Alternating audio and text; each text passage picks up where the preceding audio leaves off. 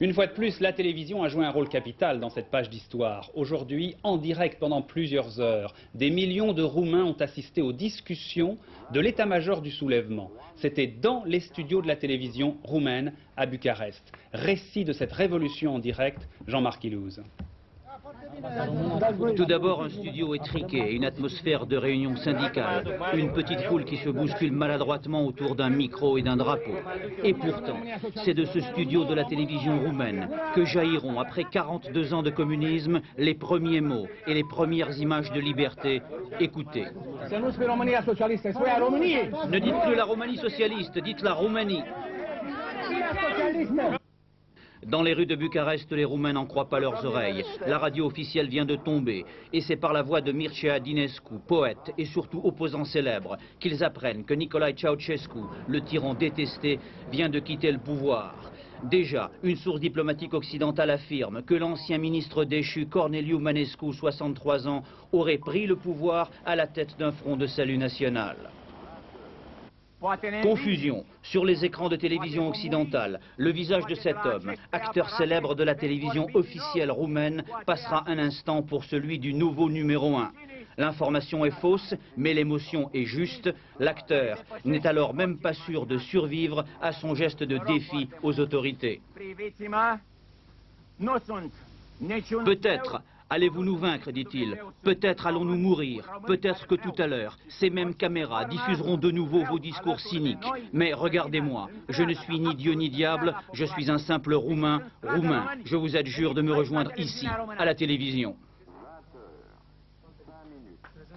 Acum l-am aici pe Mircea Dinescu, pe care de asemenea, din păcate nu din vedere, din auzite îl cunoașteți toți.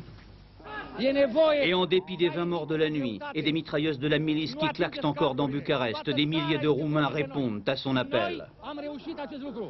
Premières images de citoyens anonymes, de Roumains sans leur chaîne et de prises de parole libres.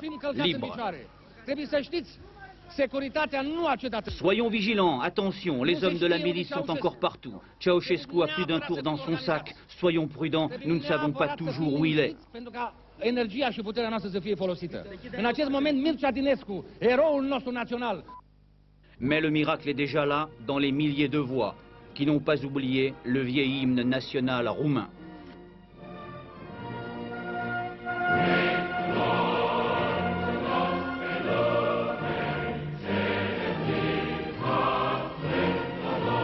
Rien n'est vraiment réglé, mais tout le monde sait déjà que grâce à une partie de l'armée favorable aux manifestants, les terribles miliciens de la Securitate ont pour l'instant cédé le terrain dans le centre de la capitale.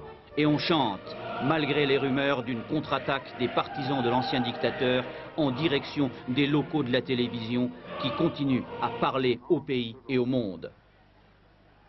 Et avec la nuit, la liberté naissante tombe en direct à la télévision roumaine. Incroyable, au siège de l'ex-comité central, dans l'ancien palais royal. Ils sont des centaines de milliers à écouter les proclamations du nouveau comité de salut national.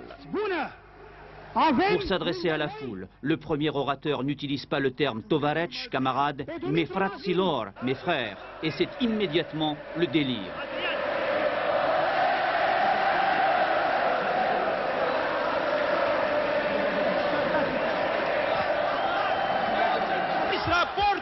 Et puis, sans transition, arrive au balcon un petit homme qui annonce qu'il est sorti de prison voilà une heure à peine. C'est Dimitri Matsilou, diplomate roumain des Nations Unies, incarcéré pour avoir osé rédiger un vrai rapport sur les droits de l'homme en Roumanie. Il avait disparu depuis. Comme tous les orateurs, il va appeler à la prudence, au calme, dire non à la vengeance, oui à la modération. À la télévision, le défilé des dernières victimes connues de 25 ans de police politique continue.